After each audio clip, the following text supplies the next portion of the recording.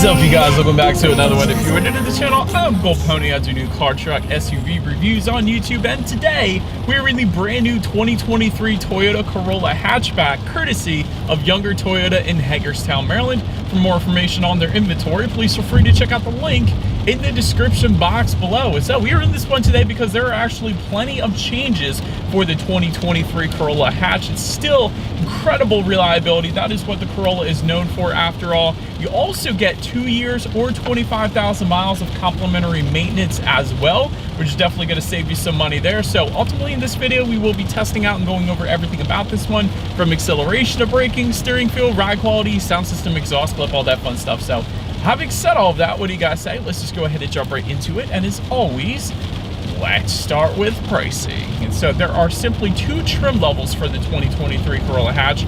First one being the SE, which is the one we are in today, starting at $23,005. Then there is the XSE starting at $26,430. But regardless of the trim level that you go with, the power plant on this one is going to be the same.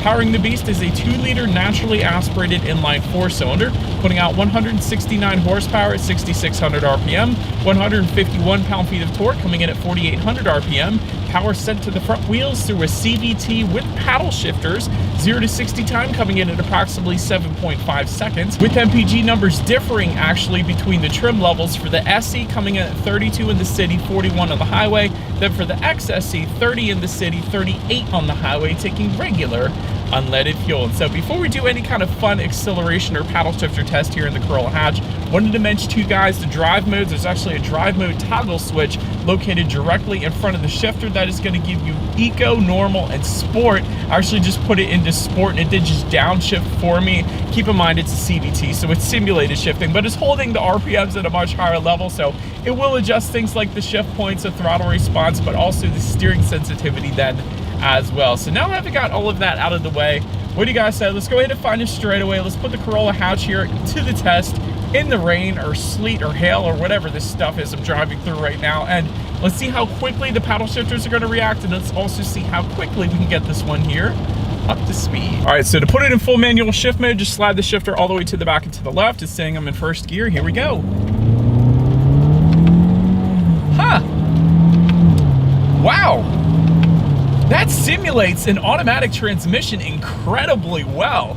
Like, better than 95% of the cars with CVTs that I drive. That was brilliant.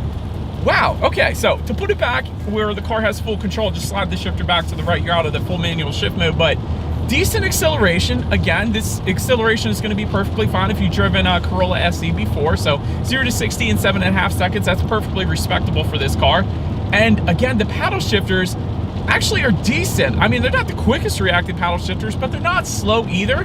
And again, it didn't feel like I was driving a CVT there. It felt like I was driving a traditional automatic, and it was shifting through actual gears. So that was nice. Well done, Toyota, for that. I definitely liked the way that worked, and that was in sport driving mode, so I do like that. But anyways, well done. Anyways, to go along with that acceleration, as always, braking is equally important. And so up front, you will find 11.5-inch ventilated front discs. In the back, 10.5-inch solid rear discs. As far as that 60-0 stopping distance goes, it actually comes in on paper at 129 feet, which isn't the best number, but it kind of feels like that. But I will say the braking feel is on the firm side. It doesn't bring you to as quick of a stop as you would probably want in this car, or as you would typically find in this car. A lot of the competition, I believe the Civic actually does it in 114 feet, which is actually like sports it and good, but typically you're looking for the lower 120s, not the upper 120s, because that's typically like 3-row SUV kind of good. So anyways, then touching on suspension and handling, up front you're going to get a McPherson strut front suspension.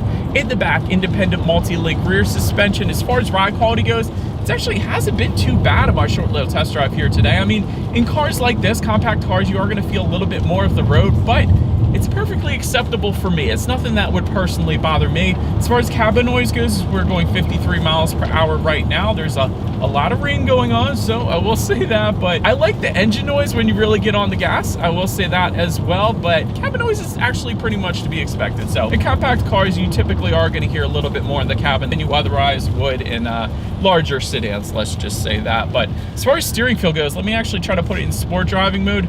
It is a noticeable difference with the steering feel. Now, even in sport driving mode, it still kind of tends to lean on the looser side of things as far as that steering feel goes. So I wouldn't have minded if they firmed that up even more. Then again, this isn't a GR Corolla, so I guess that's what that's left for. But yeah, I wouldn't mind a bit heavier of a steering feel in the Corolla hatch at least. But then touching on visibility, I can see perfectly fine out the back. This is a smaller car, so you really shouldn't have any issues there. But that pretty much rounds out the performance segment of this review, guys. Let's now go ahead and take a look at the exterior of a brand new 2023 Toyota Corolla hatchback. All right, so here she is, you guys, the new 2023 Toyota Corolla hatchback in the rain. As always, let's go ahead and start with where this one is actually made. Taking a glance at the VIN number there, first character is the letter J, indicating that the Corolla hatch is built and assembled still in Japan. I like it. But anyways, let's go ahead and start up front. You do have a gloss black front grille that will come standard. To the sides, LED headlights with LED daytime running lights also coming standard. Get the automatic feature with them, meaning when it starts to get dark at night, headlights will turn on automatically for you there, but also automatic high beams. So when you have your high beams on at night, that says the vehicle coming in the opposite direction, it's going to automatically dim them back to low beams. Then when that vehicle is gone, it's going to automatically then bounce it back up to high beams. So absolutely love that feature. And then down below, you will get LED fog lights only if you go with the XSE trim level. So you will not get them with our SE trim level that we have today. They're kind of just cutouts for them, but they're not actually there. But I also like the body colored front lip. I like that little accent piece kind of at the bottom portion of that front grille as well. But anyways, that pretty much rounds out the front end of this one. Let's now go ahead and make our way to the side. All right, so now since we are around to the side of the Corolla hatchback, black window surrounds will come standard. Taking a look at those side mirrors, they are body colored power adjustable side mirrors with LED integrated turn signals. Now, that's something that you don't get standard on the Corolla sedan, but you do on the Corolla hatchback, so I am a big fan of that. Then taking a look down at the wheel configuration, you will find 16-inch alloys coming standard with the SE. That's what you guys are looking at. And then 18-inch alloys coming standard with the XSE trim level. But I do like the side profile of the hatch. It looks good. But anyways, let's now go ahead and make our way to the back. All right, so now since we are around to the back of the Corolla hatch, all the way to the top, body-colored shark fin antenna will come standard. Just below that, rear spoiler with an integrated brake light. Just below that, rear window wiper asphyxiated to the rear glass. That looks good, but I love the LED taillights. I love the design to them. I love the brightness. That looks so dang good on the Corolla hatch. Of course, you're also going to find some trim level badging found in the bottom corner there as well. Got, once again, some body color accents found on the bottom portion of that rear bumper, and there is actually a single exhaust outlet tucked away on the bottom underneath on the passenger side there. So having said that, I do believe you guys know what we have to do next. As always, here is that exhaust clip.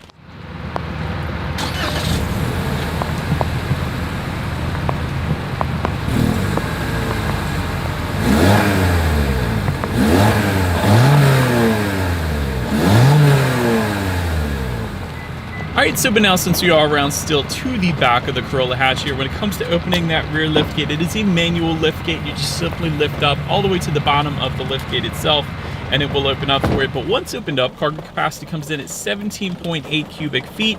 If that was not enough space, there's a 60-40 split, meaning the rear seats do fold down for quite a bit of extra space then if you needed it. Also in that cargo area though, a cargo cover is going to come standard. I like that. Of course, you got some cargo lighting back there. There is some indented storage found on both rear corners back there as well for a little extra storage.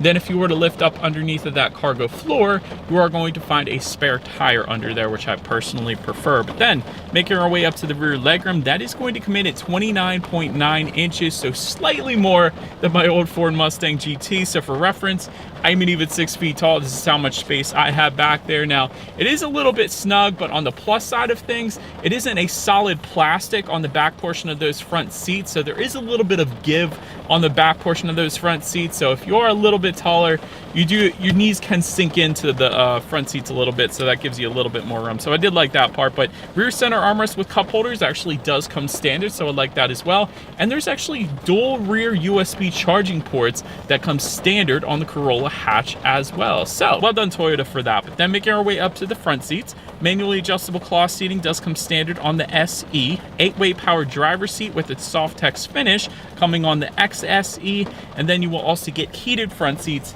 for that XSE trim level as well. But quite honestly, I didn't have any issues with the driving position. Even though we have manually adjustable seats, even though they're a cloth finish, I still actually kind of like them. The bolsters on the seat specifically are pretty darn nice. So I was perfectly comfortable in this thing, so no issues specifically for me.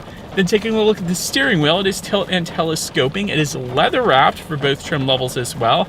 I like that, and it did telescope out pretty far, I will say that. But then making our way to the startup, let me start by showing you guys the key here. You got your Toyota logo all the way to the bottom, lock and unlock, but it is all keyless entry with a push button start. So all I'm going to do here is simply put my foot on the brake and press that engine start button located just by the driver's right knee. And so then once started up, there's going to be 2 different gauge configurations depending upon which trim level that you go with. So for the SE, obviously you're going to be looking at what you're going to get. You got your tachometer all the way to your left, speedometer is on your right, and there is a small digital display front and center to control what is on that digital display. There are steering wheel mounted controls found on the left side of the steering wheel. You can toggle between a digital speedometer, how many miles you have left until you hit empty, your outside temperature, chirp A, chirp B. There's safety information, radio information, pretty much everything you could possibly want on that small digital portion of the gauges there. But it does get better for the XSE because with that one, you do get a full 7-inch digital gauge cluster. So that's going to look a lot like the Corolla sedan that I recently reviewed earlier this year. So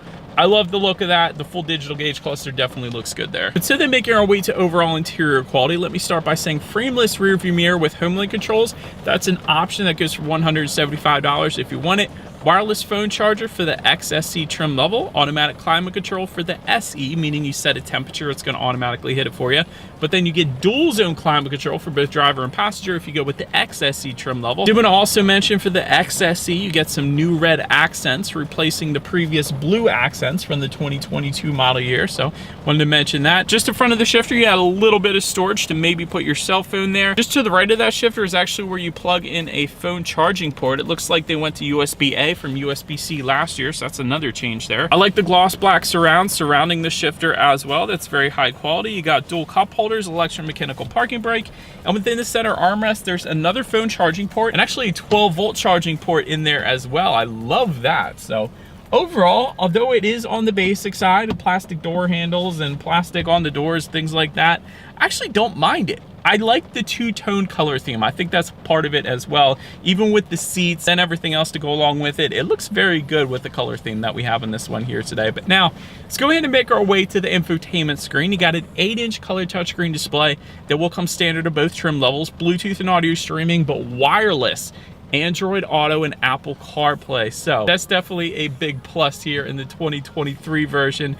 You can also check out your driving statistics up there through the car icon. You can see that on the screen there, as well as your radio information. And so when it comes to the sound systems, there's 2 of them. You got 6 speakers for the SE and then an 8-speaker JBL sound system for the XSE. So having said that, we do have that 6-speaker sound system with us here today. So what do you guys say? Let's go ahead and turn on the radio, see what we got playing today, and let's test out the clarity of this one. I gotta be honest, not that bad for a 6-speaker sound system. There was a decent amount of bass there. Clarity was actually pretty darn good. Maybe it's the size of the vehicle and the fact that it's a smaller vehicle, but a lot of times 6-speaker sound systems will flat out suck, but this one's actually decent. Obviously the JBL is gonna be better, but 6 speakers actually works pretty well for the Corolla hatch, I'll say that. But anyways, last thing I'm gonna mention to you guys on the infotainment screen is when you do put this thing in reverse, you will find a rear view camera coming standard across the board, letting you know what is behind you, which is always going to lead us into safety. And so first, let me start by saying IIHS Top Safety Pick Plus, which is the very highest designation given by IIHS. So that pretty much says it all right there. Front side curtain airbags do come standard. You got a driver's knee airbag up front as well, passenger seat cushion airbag, and rear seat mounted side airbags. That last one is usually like a $600 option with Mercedes and BMW, so that's pretty cool. Also in the back, latch, aka lower anchors and tethers for children for the rear car seats, rear child door locks, tire pressure monitoring system, but also coming standard for 2023 is the new Toyota Safety Sense 3.0. Yes, that is new for 2023. That's going to include proactive driving assist, pre-collision system with pedestrian detection, lane departure alert with steering assist, dynamic radar cruise control, road sign assist, and then lane tracing assist as well. And then in addition to that, the XSE trim is going to add a blind spot monitoring system with rear cross traffic alert. And so when it comes to my final thoughts here of the Corolla hatch, known for incredible reliability, so you always got that, especially with the Corolla, whether it be the sedan or the hatchback. This thing is going to last a ton. Also, excellent safety. IHS Top Safety Pick Plus. It doesn't get any better than that. And yes, that's for the sedan and the hatchback as well. New digital gauges are great, although we don't have them with us here today. That would have been fun to see, but I like that they have that now. JBL sound system is going to be incredible in this thing, but even the 6-speaker sound system was pretty darn good as well. As far as room for improvement goes, the rear seat legroom is kind of cramped, but I will say there is a quick fix to that. Simply get the Corolla sedan, where you're going to get more legroom than in the Corolla hatch. So I will say that. And quite honestly, I still think the Corolla hatch at least needs a manual option. Not standard necessarily, but just an option, because it is one of those sportier vehicles. Maybe I could see leaving it out on the Corolla sedan, but the hatch I think still might need that option, but I could be wrong. Toyota probably knows better than me. But anyways, that about rounds out this review, you guys. Thank you so much for watching. Feel free to follow me on social media at the bottom of the screen if you want to see what's coming next on the channel. Before it gets to YouTube, be sure to hit the subscribe and the bell notification button if you're into new car reviews. That is what we do here on this channel after all. Do appreciate you guys watching more than you know, and I will see you guys all in the next video. Stay gold. My heart rages around like an ocean.